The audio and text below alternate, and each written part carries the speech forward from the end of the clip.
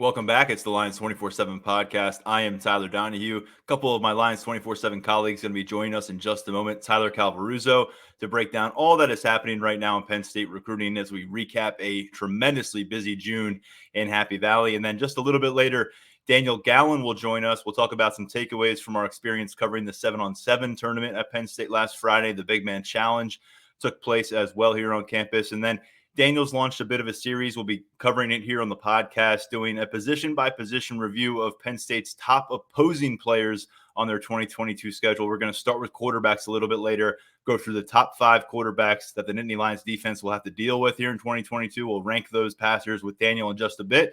But let's get it started by closing the book on that busy June of recruiting with Tyler Calvaruso, who's done a tremendous job jumping in with the busiest month of the year so far on this recruiting calendar and absolutely crushing it for us over at Lions247.com. Hey, I know you've heard the appreciation from our listeners on the message board. You'll hear it from us as well because you've become a regular real quick on the podcast because we just got a lot to talk about. Yeah, man, it's like a never-ending cycle of things to talk about. And even with the dead period starting now, it's a never-ending cycle, as you will all see.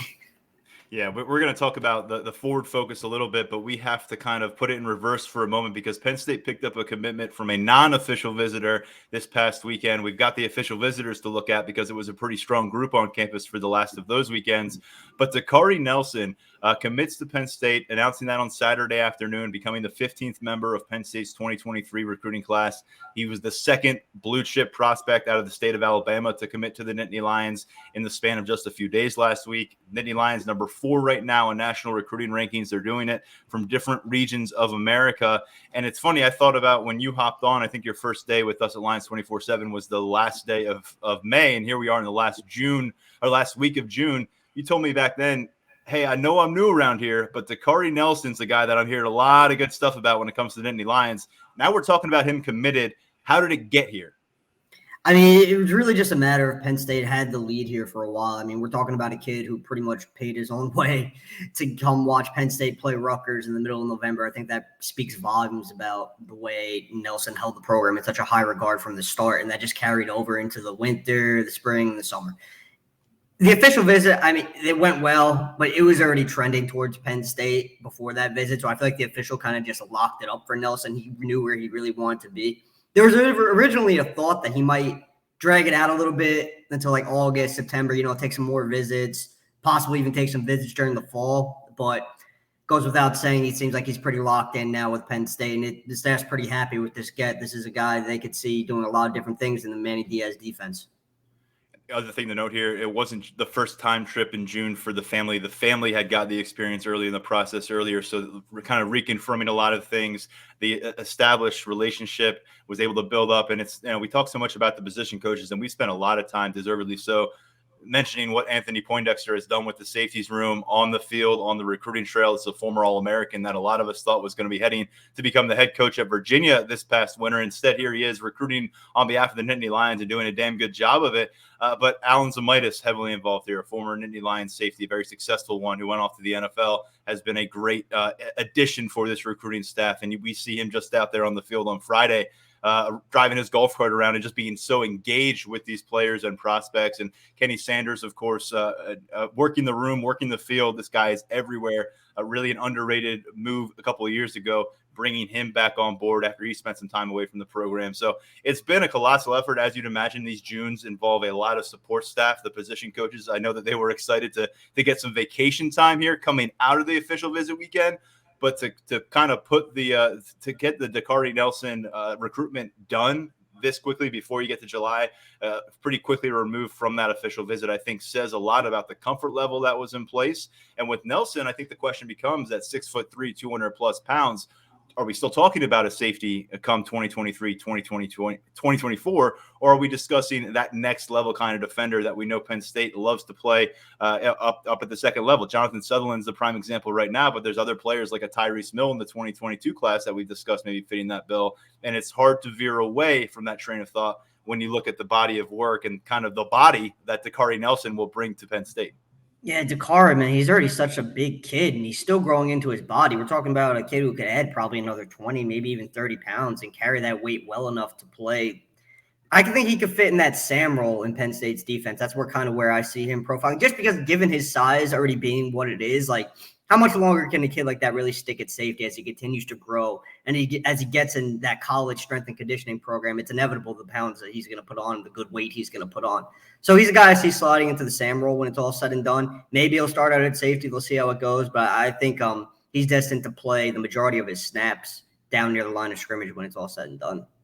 I do want to emphasize one more thing, because this is not to take away from what Dakari Nelson is as a guy who can make an impact as a pass defender, because last year, 8 interceptions, took 2 of them back to the house for touchdowns. It's just where you kind of see the profile trending right now, and you're trying to get speed at all 3 phases. You're trying to get length at all 3 phases.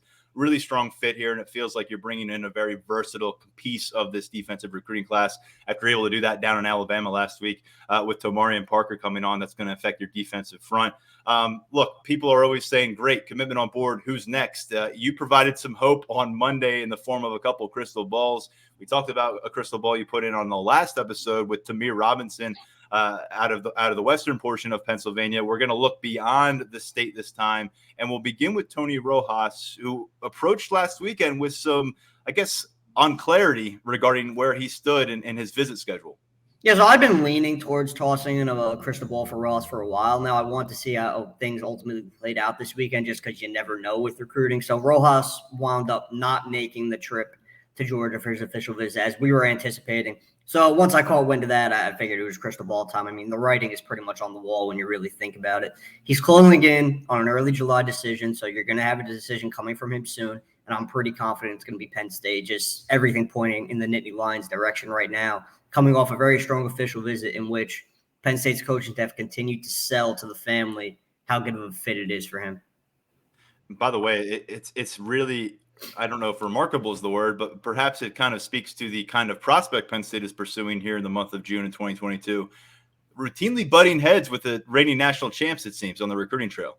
Yeah, and I'll be honest, man, I think Georgia put a pretty good scare in Penn State for a while. You know, Rojas is really giving Georgia a chance to build that relationship up and, you know, see if that could be a spot for him. But at the end of the day, I feel like he's kind of centered on Penn State as being the best fit for him on and off the field. And yeah, it's definitely an interesting dynamic going on between Georgia and Penn State right now. You saw it with Joshua Miller. We've seen it a little bit with Zeke Haynes as well. And, you know, Rojas, and there was a big Georgia involvement there as well. And another guy we'll talk about later, Daniel Harris, Georgia's right there for him too. So yeah, Penn State, Georgia, you know, kind of unexpected rivals on the recruiting trail now. You've got pretty good company in that crystal ball category for Rojas. Steve Wilfong, Brian Doan also have their picks in for Rojas to end up at Penn State. He is a 4-star, recently elevated that 4-star status by 247 Sports. The other name that you've got a crystal ball in for, and boy, as a reminder that the recruiting world changes minute by minute, particularly when you get down south to the beautiful Sunshine State, Trayon Webb out of Jacksonville. Not quite as close to a commitment as we may have thought, but you're still leaning Nittany Lions, and you've got your pick in. Yeah, originally it looked like he was going to announce on Thursday. That's been pushed back for one reason or another. I still feel pretty good about the pick itself. I think Penn State has put itself in a position where it could secure a commitment. Maybe obviously not sooner now, but you know it's something that could still definitely happen down the road.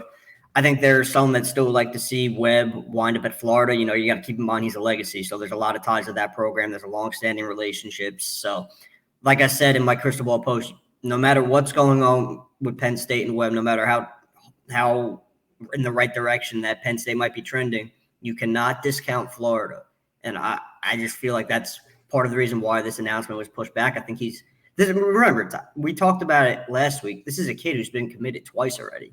Mm-hmm. You get the feeling that, you know, he wants this third commitment to be his last commitment. So he's thinking things through. You know, you got to respect that whenever a kid does that, diligence. But, yeah, I feel good about the pick itself as things stand right now. Obviously, you know, it's always evolving. It's fluid. That could change a week from now. But Penn State has done really good work here, especially with the Webb family and his father. So there's a good chance that the Lions can lock this one down. But, hey, there's a lot of uncertainty as well. And it seems like whether you're looking at this one from Gainesville or from State College, it is a very different perspective. It feels like he would be a luxury addition for Penn State at this point, particularly if you were able to keep the in-state running back on board. London Montgomery, who obviously is looking elsewhere as well.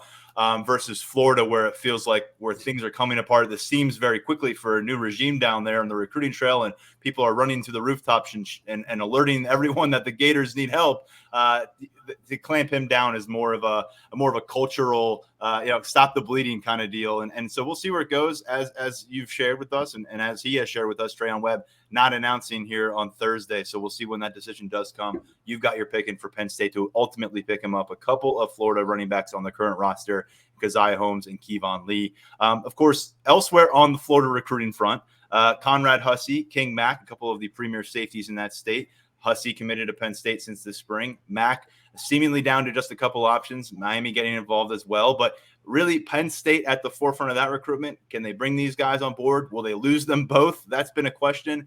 Last week, though, caught up with Andrew Ivins on Sunday morning. Andrew does a great job covering things in Florida. He's the go-to guy for this conversation. And as I shared with you pretty quickly after I talked with Ivins, Hussey, King no-showed Miami. The expectation for the Hurricanes was that they would see those two on campus on Saturday. That did not happen. Needless to say, that is notable for the Nittany Lions. You got to love Florida recruiting, right? I feel you talk about recruiting being a never-ending thing. I feel like in Florida, that's just like emphasized like times 10. The amount of those recruitments in Florida, they start really early and they end really late. Yeah, long man. Process. It's always crazy with those Florida kids, but hey, you gotta love it. But yeah, so I feel like Penn State, a little bit of nervousness with Hussey, getting out on the road a little bit, but that obviously did not come to fruition with him not making the trip to Miami. And the same thing goes for King Mack. He's pretty much between Michigan State and Penn State at this point. I haven't heard anything indicating otherwise. I've heard that Michigan State has reason to feel good, but at the same time, I still think Penn State's in the driver's seat. Maybe soon. I think King Mack's closing in on what he wants to do. I think it could be a thing that happens sooner rather than later. Now, let's talk about sooner rather than later, because now that the official visit window is closed, the question now becomes, okay, who's ready to decide? So let's focus on who finished their official visit travel itineraries in Happy Valley. We'll start off with the final Nittany Lions commit to make the trip here. Jamil Lyons, he was on campus a couple of times in June, traveled with some teammates for a 7-on-7 tournament earlier, got his opportunity to have that official visit experience last week. Edge rushing prospect, 4-star out of Philadelphia. In terms of the uncommitted guys, Cameron Seldon was the top-ranked recruit in town. He's number 24 overall in 247 Sports Evaluation, considered one of the elite athletes in this class. And you really have to kind of emphasize that athlete phrase when it's kind of working through where his recruitment may go next. Yeah, it seems like Seldon's leaning more towards playing offense. You read through all these official visit quotes with him, and it's offensive pitches and him, being a versatile piece in every offense that every program he visits. It's really tough right now. It's a really tight race. It's tough to call one way or the other. I think Penn State had a good official visit. I think Tennessee had a really good official visit. I haven't been giving Maryland a lot of love in this recruitment, but they're right there as well. They're close to home, so they're a player. They got the official for a reason, right? He's not going out there to waste his time. So it's tough. It's a tight race, and you're either going to get a decision in July or on his birthday in October. So this one might be one that drags out a little bit longer. And that once that happens, that might involve some fall game day visits as well, which is always a pretty big deal. There was a moment there, felt like Saturday into Sunday, where it seemed like maybe all these commitments were going to happen in the next couple of weeks. Webb has a different change of heart than we see here. Seldon maybe pushing it into his senior season. This is a guy who spent some time with his cousin and Sal Wormley on campus. Wormley, of course, jockeying to become a starting guard for Penn State right now. It certainly sounds like they made their pitch what the offensive role might look like with a little receiver, a little backfield action. Really a compelling prospect here. Kavion Keys was a guy that I think maybe 3 or 4 times this spring we thought he was going to make his first trip to campus, and none of those times it actually came to fruition. This time it did. He showed up, had a big smile on his face. We caught him on campus on Friday a little bit when he first got around, and ultimately not just a smile on his face, but a tear from his eyes when you read the story from Brian Doan and some of the stuff that was presented to him. It sounded like it was emotionally impacting, but it also sounds like Penn State had some playing catch-up to do in this recruitment process. Yeah, I think of all the kids Penn State had on campus over the weekend, they might have made the biggest impact on Keys. He really dove headfirst into just the culture of playing at Penn State and just everything the program has to offer in that sense. Jane Franklin showcased a couple of videos that really got to Keys, and it really hit home for him for one reason or another. So I think that gives him something to think about as he closes on his own early July decision. But with that being said, I still think North Carolina holds the advantage right now. I'm not going to lie. There have been a couple of times where I've went over to Keith's profile, thought about tossing the crystal ball for the Tar Heels in. But, this is a recruitment where I wanted to see if he was actually going to get to Penn State. He did, and the visit went well, probably better than I was anticipating. And I think the gap is closed, and it's a tighter race heading into that decision. Right now, I still like North Carolina, but, Penn State got the last crack. Maybe that's enough to make an impact and swing things in Nittany Lions' favor. Another standout down there in Virginia, a more recent riser on the recruiting trail, Carmelo Taylor, recently wrapped up a phenomenal spring track season that saw him become a state champion in the 200-meter and 100-meter events. He's a guy that could really make an impact at the receiver position at the next level. Virginia Tech is a player here. Tyler Bowen, Brent Pry got a long look at him recently. And he was up at Penn State.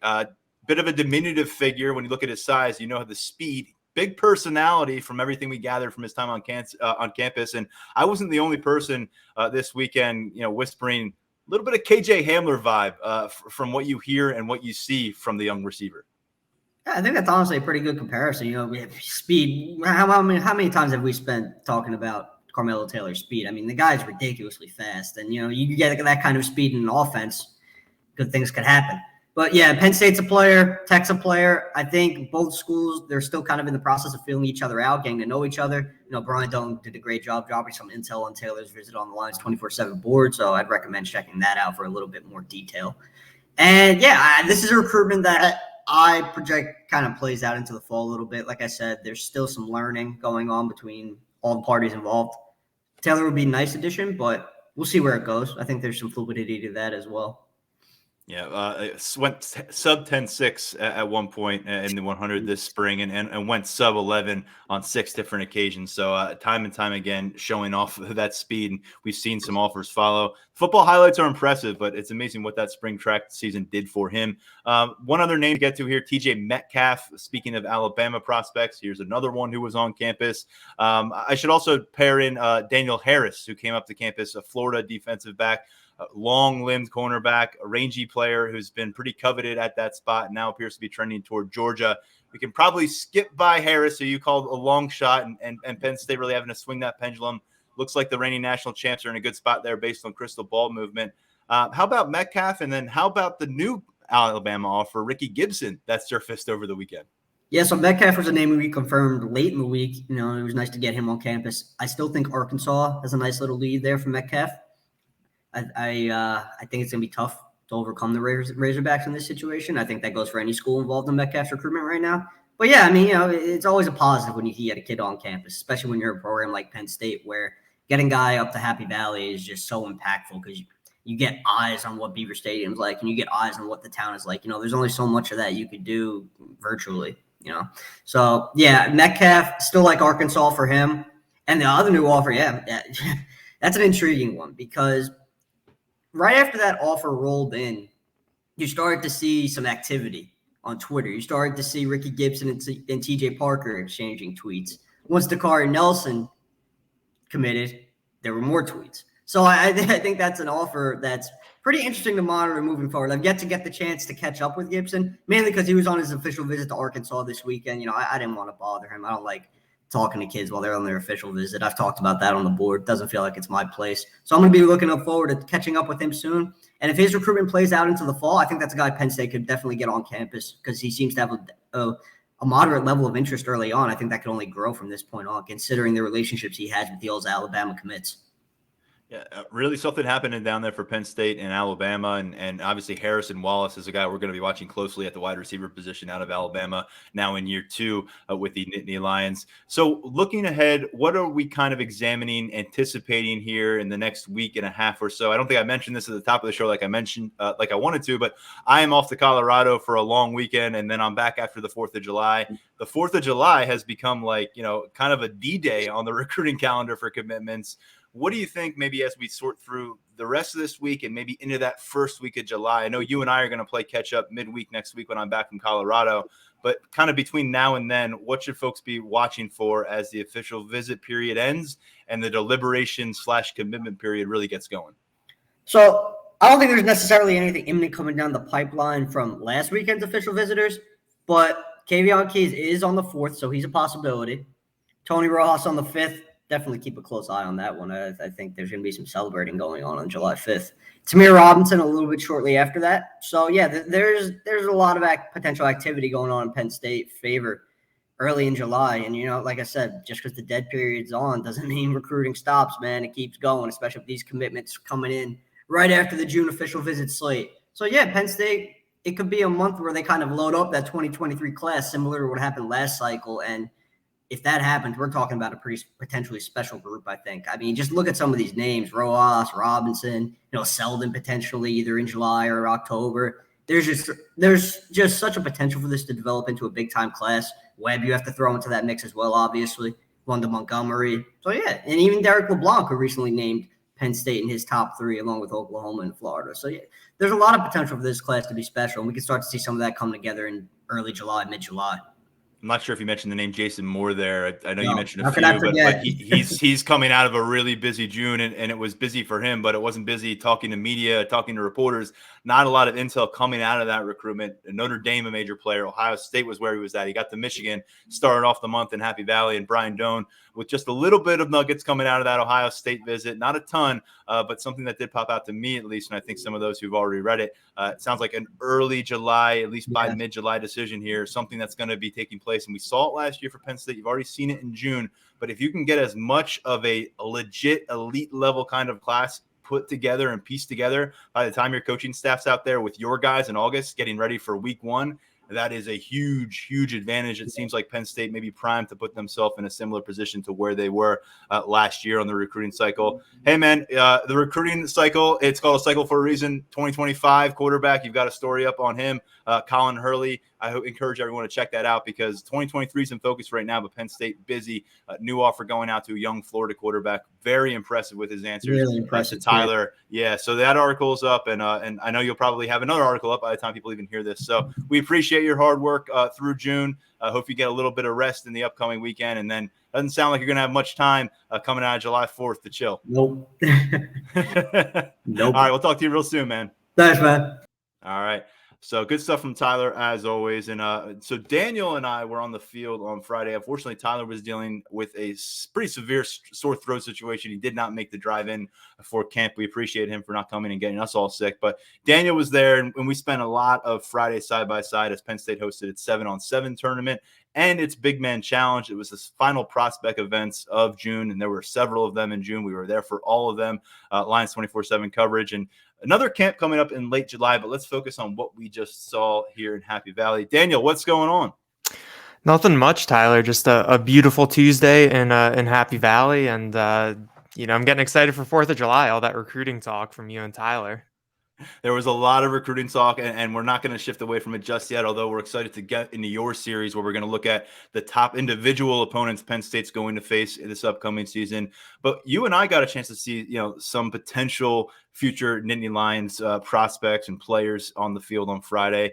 It was the 7-on-7 tournament, much bigger than the one that took place earlier in June. And then I was kind of camped out for much of the afternoon at the Big Man Challenge, where there's some interesting developments on the offensive line.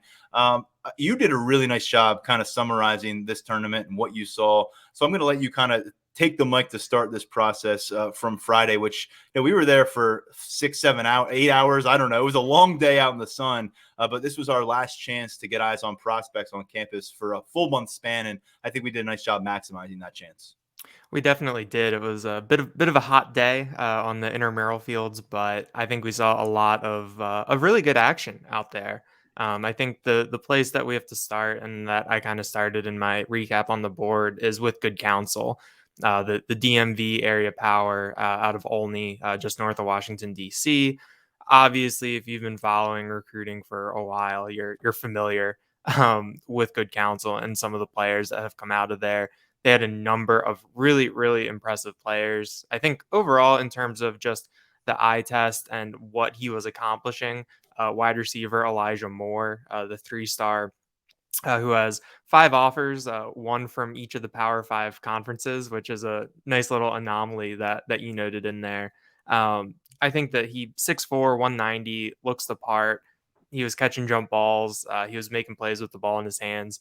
He was maybe the player who caught my eye the most in terms of what he was doing offensively. But the good counsel defense, I feel. Oh, and also have to mention Frankie Weaver, the quarterback from good counsel, made some really nice throws. He has a West Virginia offer, and I think that with the talent around him, he could have a really big year. Both of those guys are 2024.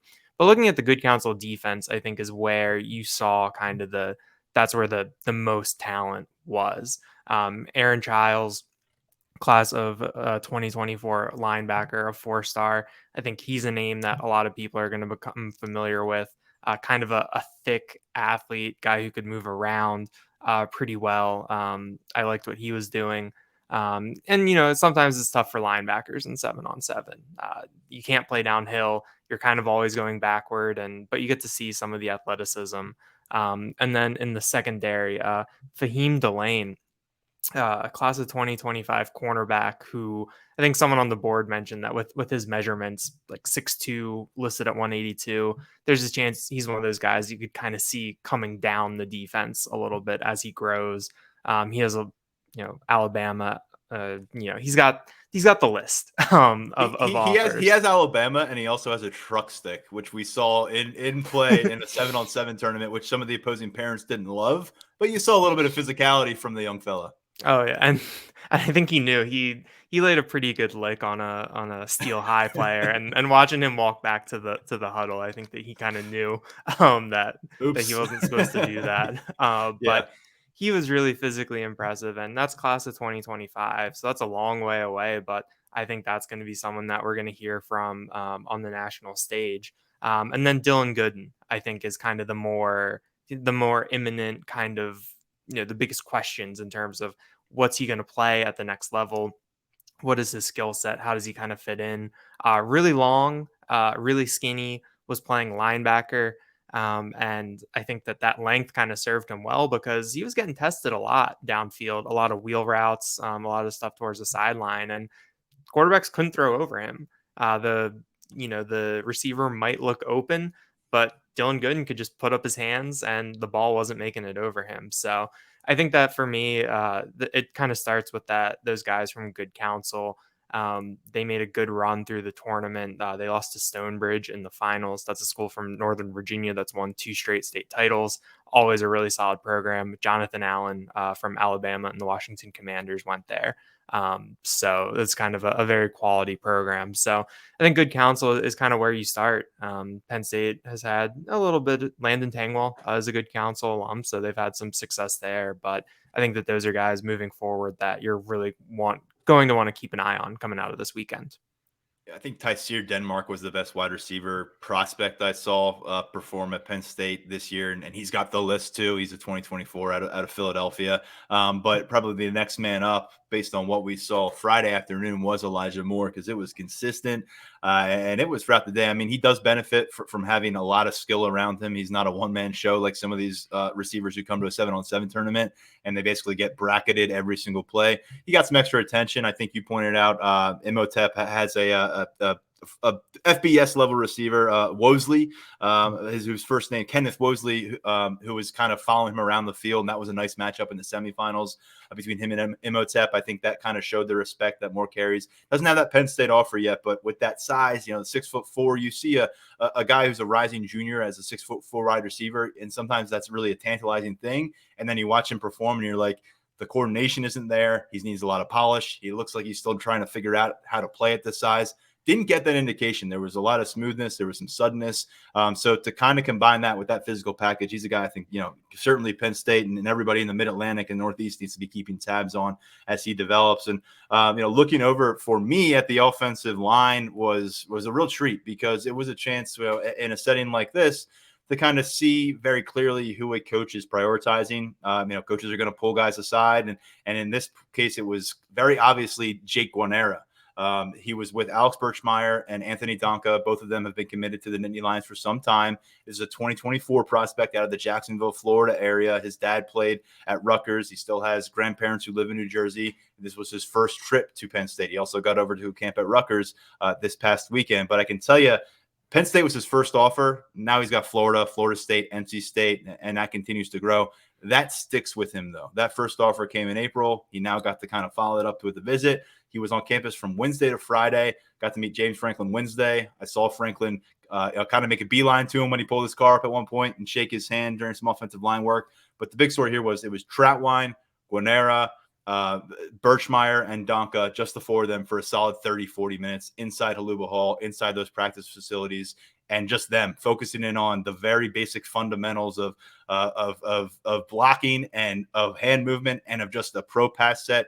And it was really interesting to see him kind of work off of those other commits when Trautwein would step away for a bit. Very engaged throughout. I think very clearly Alex Birchmeier is taking it upon himself to piece together the personnel plan for Penn State as much as he possibly can for the future. He's that kind of a prospect. Seems like a guy he'd love to get on board here. And speaking with Jake Guarnera afterwards, it was absolutely blown away by the experience and feeling like a priority. His family really came away with a strong impression. Penn State is solidly within that top school structure for him, although it's a list that continues to grow. I think you're going to see some of the real big boys of the SEC, maybe out of the Big Ten as well, end up showing up on his doorstep when it's all said and done. But really a nice starting point for Penn State from when they offered a couple months ago to getting this first visit, and now he wants to get on campus for the whiteout game.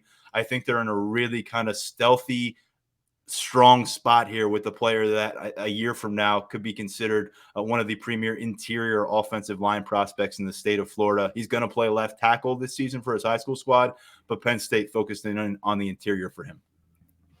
Yeah, it seems like these big men camp, when you have Birchmeier, Donko there, they're at the whiteout camp earlier this year. They were back for their official visits. It seems like three times in 4 weeks, both of them. 3 times in 4 weeks. Virginia guys, yeah. And I mean, it's Northern Virginia, but I mean, that's not the easiest drive to make. So I think that kind of Birchmeier's presence, I think, has been really big, because when you open up the rankings for the recruiting class, he's at the top. He's got the 5-star status in the composite. He's someone that I think when all is said and done, he's going to be one of the top recruits in this class. At this point, he's the longest tenured recruit in the class. And I think that he has kind of emerged as a really big tone setter, and, reading everything and hearing everything from these big men camps. I think that that's kind of what you want to see. Obviously, not everyone is kind of cut out for that. That's not necessarily everyone's personality, which isn't a bad thing, but from kind of the status that Birchmeier has in this class, that's a huge positive for Penn State on the trail. And one other name here that was involved that got some extra looks from Phil Trautwein, Ryan Corey out of Pine Richland here in Pennsylvania. He's a 2024 prospect, another interior kind of guy. Just to keep tabs on, he seemed to get some extra attention. Elsewhere, in-state guys who were on campus, just wanted to note a couple who I saw, and neither of them were actually participating. So you may be wondering then why note them, but one was a Pitt commit, and that is Jay Shear Whittington. He was not a participant. He was there with a bunch of his teammates. We've kind of talked about this with other Penn State commits popping up on campuses as their teams are traveling places. Kind of put that in this category from what I saw with Whittington, who's a defensive lineman in the 2024 class. And then his younger teammate, who did not look younger than anybody on the football field, Zahir Mathis. And I was reminded that Penn State offered him before his freshman year at Imhotep, and you can kind of see why. Even though he was standing there in street clothes, just watching his teammates, supporting his teammates, he's a legit 6'6". I think he's a legit 230 pounds.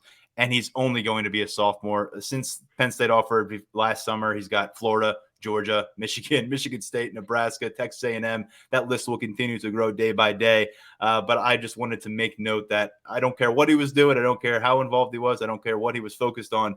He had feet on the ground at Penn State. And for a prospect with this kind of profile, that's one. Hey, just keep it tucked away. And if you're Penn State, keep getting it back.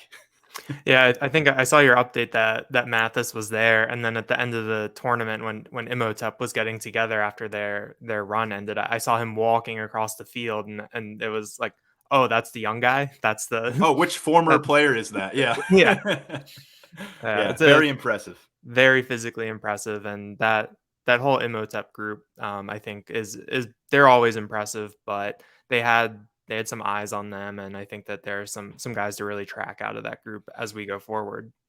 Naturally, when we spent a full day on the field, there were more takeaways than that. We have a full rundown of notes for our VIP subscribers over at Lions247.com from last Friday. Look forward to getting back on the field in late July for another prospect camp, and that will be happening in conjunction with the annual Lash Bash major recruiting event. But for now, happy to put June behind us. And Daniel, it was nice to share the field with you for the first time as a colleague at every single one of these camps. We were out and about, and I think we got a pretty good feel for not just how the Penn State coaching staff is going about its business, but just some of those names that, 2-3 years even down the line are going to be pretty important. I think that we really cast a wide net, and there's a lot more names on our radar now on June 28th than there was on June 1st, which is obviously what you really want to get out of that experience. All right, names on the radar. You've got a few for us here because it's time to get into your new series. Perfect for the summer and perfect to get everybody primed for kickoff. Penn State, Purdue. It's 65 days away. I should know this. I'm doing the countdown series. 65 days from as we speak, that matchup at Purdue. And we're going to talk about position by position on this podcast between now and then. A lot of guys Penn State's going to have to be worried about.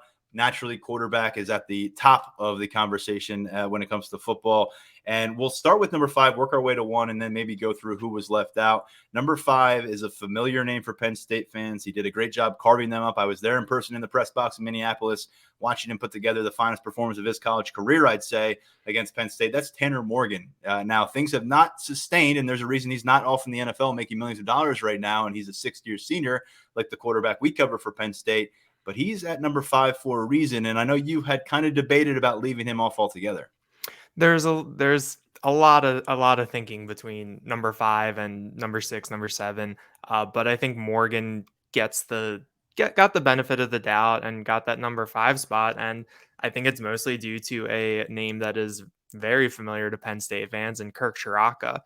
You look at Tanner Morgan's career stats, that 2019 season, obviously the best of his career. Kirk Ciarrocca leaves. The past 2 years, Minnesota was a little bit more run heavy, even with all the injuries they had at running back last year.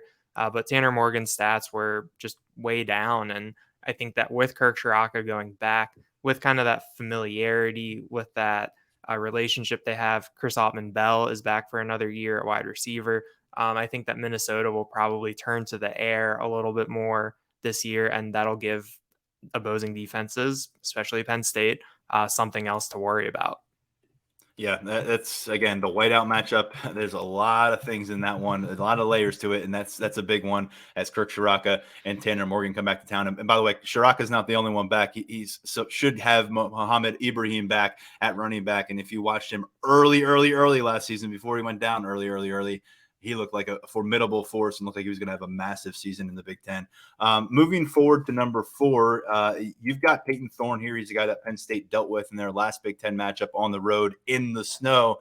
And I think a lot of people are going to focus in on him and say, if the Spartans can keep it rolling, Peyton Thorne's going to have to prove he can be the guy to help them get there. I think when you look at the Big Ten and you go through in your mind that kind of ranking the quarterbacks, Tanner Morgan is someone that pops into your head, but Peyton Thorne, I think, flies a little bit more under the radar.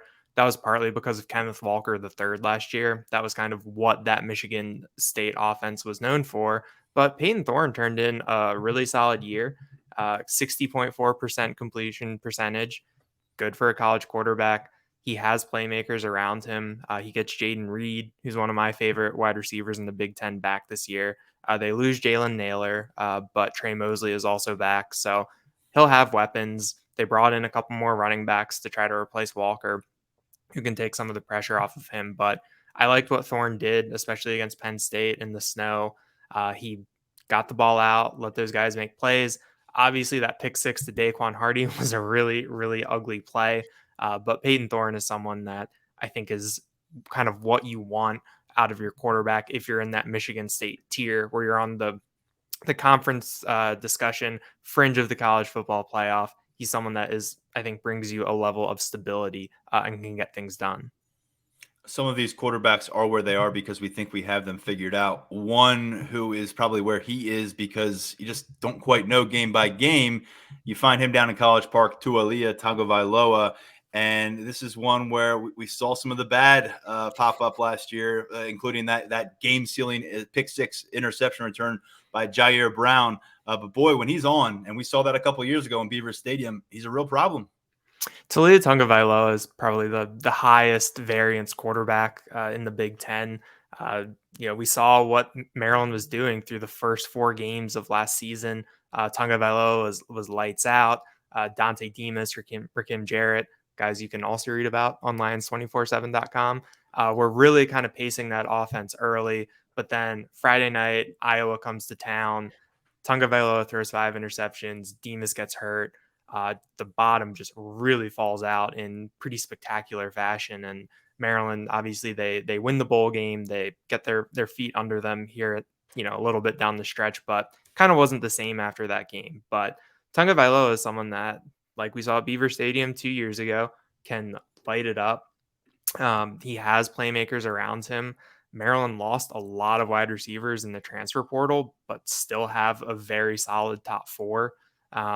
They're losing a tight end. That'll be a little interesting to watch, but he's going to have weapons around him. And I think that Maryland kind of knows that their fate is really tied to Tagovailoa and what he can do. So he's going to get a lot of opportunities to put up numbers. And I think that he is going to single-handedly beat some teams this year. Mentioned before that the Nittany Lions will see Tanner Morgan midseason for the whiteout. Peyton Thorne, Tagovailoa, they await later. Those are the final 2 home opponents for Penn State in November. Michigan State's the finale, and that's preceded a couple weeks earlier by the trip from Maryland. They're going to go right off the bat, though, with one of the more experienced quarterbacks in college football, another 6-year senior on this list. And Aiden O'Connell will be the man who leads Purdue into action on that Thursday night setting to kick off the season September 1st. And he's coming off a season in which he completed more than 71% of his passes. And boy, was it big considering what the Boilermakers lost, including his favorite target in David Bell, to have him stick around and take advantage of that extra eligibility in a Purdue uniform.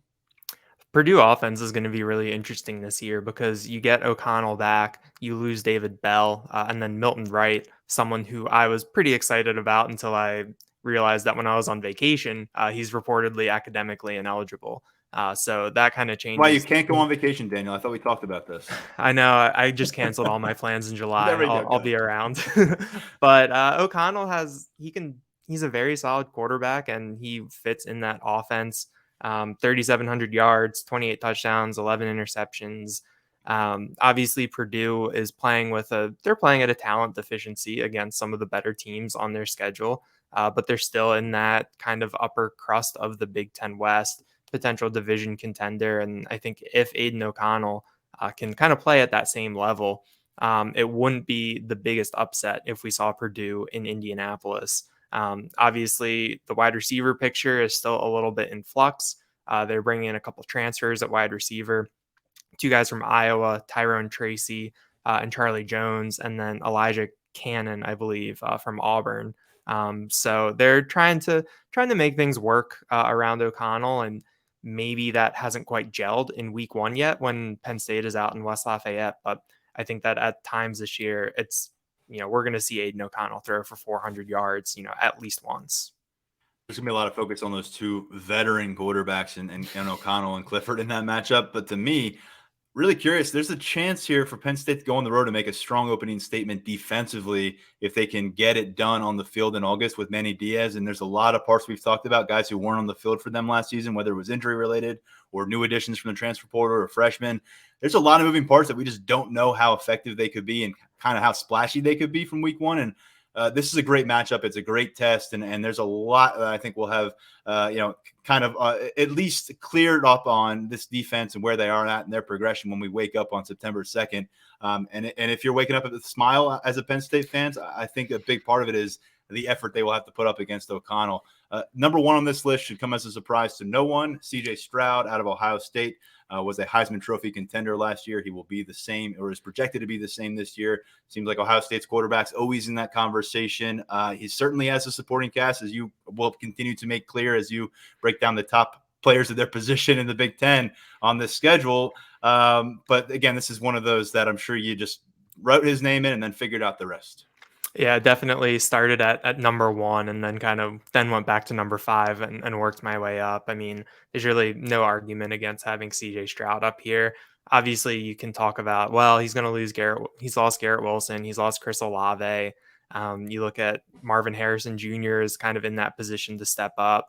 But you look at what Marvin Harrison did in the Rose Bowl. I think 6 catches, 71 yards, 3 touchdowns. He stepped in nicely, and then there's not really much you can do to describe Jackson Smith and Jigba at this point. I think that he could be in kind of that Devontae Smith area this year in terms of a wide receiver contending for the Heisman Trophy and with a serious case for it. especially early on as Ohio State rolls in some of these newer parts, as these younger wide receivers get their feet under them. And Ohio State also has to replace tight end Jeremy Ruckert, and that'll probably happen by committee. So I think that CJ Stroud will be looking to Jackson Smith and Jigba a lot. And I think that'll be good for all parties involved, except for the opposing defense. Also be turning around and handing the ball off to Travion Henderson, which is a nice formula for success. And look, it's no surprise that Penn State's going to have its hands full with an Ohio State backfield. It's kind of been the process. They've got some time to get ready for this matchup, but it comes right off on the heels of Minnesota coming to town. You get Ohio State coming in. A lot of people thought that might be the whiteout. It won't be. Needless to say, though, that those back-to-back weeks in late October will determine a lot about how November lines up for the Nittany Lions. So who was left out here? I'm sure our listeners will remind us, and I'm sure that readers have reminded you. Notably for me is there's a couple quarterbacks in the conversation at Michigan, and neither of them were in your top 5. Cade McNamara, I think I had him penciled in as that number 5 early on. I think I consulted with you and Mark Brennan about kind of that line, but we don't know. Pretty sure I just responded with Kirk Shiraka dynamics. Oh yeah, yeah. Yeah, but I mean, October 15th in Ann Arbor. We don't even necessarily know if Cade McNamara will be the starting quarterback, or if he is, how is that JJ McCarthy package going to expand? How much of a timeshare will there be? Obviously, Michigan has a new offensive coordinator this year after Josh Gaddis leaves, and obviously it's still Jim Harbaugh. They're still going to be running the ball a lot, but I think that you look at that Michigan quarterback spot, and I like Cade McNamara. I watched him last year, and I didn't necessarily think he was bad at all, but he obviously didn't really have a lot of those wow plays. I think that in that win over Penn State, he just kind of put the ball where it needed to be, and when you do that, 2 Penn State defenders run into each other, and Eric All can just run through the secondary. So I think that McNamara was in the mix there, but I think Tanner Morgan kind of has the higher ceiling this year. And then looking through the schedule, I mean, there's just a lot more unsettled quarterback pictures. We don't know who's going to be the starter at Auburn. TJ Finley is back. Bo Nix is gone. Zach Calzada from Texas A&M is back. Robbie Ashford from Oregon is there. Indiana added Connor I always mess this one up. Bazelak from Missouri. He'll compete with Jack Tuttle. And then at Rutgers, will Gavin Wimsatt unseat Noah Vedral to be the full-time starter by the time we get to November? Maybe. I think Wimsatt is someone who has a pretty high ceiling and is a really interesting recruit. But I think in kind of making this list, it kind of almost sorts itself out by looking at which teams on Penn State's schedule kind of have it together and are kind of, have a solid starter. Hard to put a name on there that doesn't have the starting job locked up, but Zach Calzada, someone you mentioned in play at Auburn, just a reminder, last year had a big game for himself, 3 touchdowns, almost 300 yards through the air against Alabama, number 1 ranked Crimson Tide, in an upset win for Texas A&M as their quarterback. So with the moving parts at quarterback, it's tough to keep track, but you've got some guys who've done some things entering the conference, and we'll continue this look on the podcast. I know you'll continue it up on the site. Running backs, wide receivers, what have you, will eventually shift towards defense as we get ready for Penn State season. Keeping the conversation on quarterbacks, our 5-star mailbag leads us that way. Let's get into it right now. And that question is as follows. What is the outlook for Penn State quarterback commit Marcus Stokes at Elite 11 finals? And you'll find those finals in the next few days, Tuesday through Thursday at Redondo Union High School in Redondo Beach, California. It's been a few years since I made the trip out to Redondo Beach, Daniel, but there was a different time in my life and my career where I was, I think, 3 or 4 consecutive years covering the Elite 11 finals. I can't even say it anymore. I will say, for an event that's in shorts and shirts, this is a one that I always found I could glean a lot from. Not just about arm strength and touch and accuracy, but about coachability and really a guy's character and maybe his ability to step up at a podium and be the face of the franchise kind of guy. Because there's a lot of egos here. There's a lot of guys that step up to the occasion, but I've also seen some notable marquee level talent recruits who kind of shied away, maybe curled up a little bit within themselves. And later on, as their college careers developed, there were some traits that popped up over the course that maybe derailed them from ultimately maximizing on their skill set. The only Elite 11 I ever went to was back in 2017. So I got Justin Fields against Trevor Lawrence out in Oregon. And I think that was kind of when I was like, oh, Justin Fields this is a guy. He's, he's going to do what he ended up doing. Obviously, Trevor Lawrence, you know what you had, but Fields was kind of the breakout star then. So I think that when you look at what Marcus Stokes can do here, I think that he'll definitely be in the mix to finish in the Elite 11. There's 20 quarterbacks there, and then the top 11 get that designation. But I think he comes in a little bit under the radar. In our 24/7 sports rankings, he's the number 10 quarterback in the top 247, but in the composite, he's a little bit lower. There's a lot of guys ranked ahead of him. There's going to be a couple 5-stars there and guys who've been in the headlines recently. Dante Moore, Jaden Rashada, Malachi Nelson. I think that when you look at where Stokes kind of is in the pecking order, he's not that name that is on everyone's tongue. I think even looking at some of the storylines coming into this week, he's not really mentioned in there. So I think that he's in a prime position to be kind of a breakout performer, someone who really announces himself on the national stage, someone who's in the mix to be in that Elite 11 when all is said and done.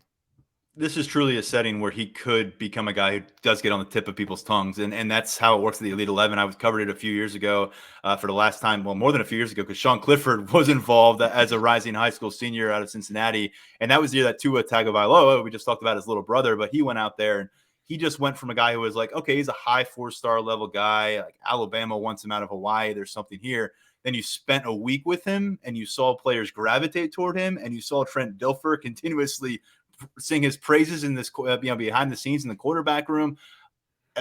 I'm telling you, you can change public opinion, especially when you do it with some of the most notable national analysts and quarterback minds in our industry. We're well represented. The 24/7 sports team is going to be like an army out there as usual, but others from the industry are going to be out there. They're going to be filming. They're going to be writing about it. So if you go out there and you're shoulder to shoulder with guys that have that 5-star label or have these reported millions of dollars of NIL things on the table for them, when you're an uncommitted player, you're just generally not going to drum up as much buzz going to an event like this as when you are somebody who's still considering 3 or 4 schools, and Stokes has been committed for a while now. So there's not as much intrigue there, but I'm telling you, it's going to be unavoidable if he goes through the first couple of drills and he's slinging it, and you get through the first night and he's on the top performers list. People are going to start to take notice. And this is a guy that I know our message board, people are very aware of it. Will the Florida Gators try to make some huge move here? Down the Southeast, there's always teams coming through. So you always have to wonder about that. But until he stops recruiting so heavily for the Nittany Lions, you'll have to convince me that they're in any kind of jeopardy here, because Marcus Stokes has been heavily involved in getting some of these more recent commits on board, guys from the South. He got to campus a couple of times in June. He's not flirting with other schools by going to different campuses to check things out, putting on different teams' uniforms. Feels very locked in, for as locked in as a Florida quarterback can be to a program to the north at this stage of the calendar year. Daniel, we got a chance to see him a few weeks ago in the stadium working with Mike Yurcich, taking that coaching. He's a guy that does a lot improvisationally, I think, and that when you review his junior film, that stands out. A lot of it is kind of what happens when the play breaks down or what happens outside the playbook. This isn't really that setting. I talked about it last year when you talk about an Elite 11 spot. Drew Aller was the perfect quarterback for that. This guy who does a lot of his damage out of the pocket and knows how to sling the football. I'm going to be curious to see how it looks for Marcus Stokes when they relegate him to a very restricted space and focus on the fundamentals of getting the ball downfield. Definitely. And he impressed me a lot at that camp. And I think that the one thing that stood out in talking to you, talking to Tyler, talking to Grace Brennan about what we saw in Beaver Stadium that day, I think that Stokes will really shine when it comes to the coachability aspect that you mentioned. We saw him, talking to Mike Yurcich, working under Yurcich's eye. Danny O'Brien was involved in the offensive analyst and former college quarterback and in talking to him and offering pointers. And then he had the long conversation with Drew Aller where Aller was doing most of the talking. And I think that in this kind of camp setting, when you have the counselors, when you have the people that have kind of been there before, offering pointers here and there, I think that that's kind of what the evaluators notice. That's what people are going to be taking note of. So I think that what we saw in Beaver Stadium a couple weeks ago, I think will translate out to California. And I think that it'll be something that a lot of people are talking about. And this is a kid that doesn't shy away, and I think he's a confident young man, so that's going to carry him well. Because if you're not confident and you're going from your public school and in Indiana, and you're getting on a plane and you're flying out to California, and all of a sudden you're with these elite level quarterbacks, I've seen it. You get wide eyed. He's coming from Florida. He had a ball out down there last year, and something tells me he'll fit in just well from a personality standpoint. We'll be following the coverage from our guys out in California on 247sports.com and, of course, at Lions247. I'm sure there'll be video. I'm sure there'll be some analysis coming our way. So stay tuned as things take shape here in the next few days. Daniel, that's going to do it for our conversation. Always appreciate it. We'll talk real soon. We'll shift gear to running backs, and spoiler alert, the number one guy is not who you think. So I'll just put that out there right now. Thanks, man. Thanks, Tyler. All right. Good stuff from Daniel. As always, be sure to follow his content at Lions247.com on social media as well. Thanks to Tyler Calvaruso for hopping on with us just a little while ago to break down the latest in recruiting. Thanks to our producer, Lance Glynn. Just as a reminder, heading out to Colorado midweek. I'll be back after the 4th of July. We'll have plenty to talk about, I think.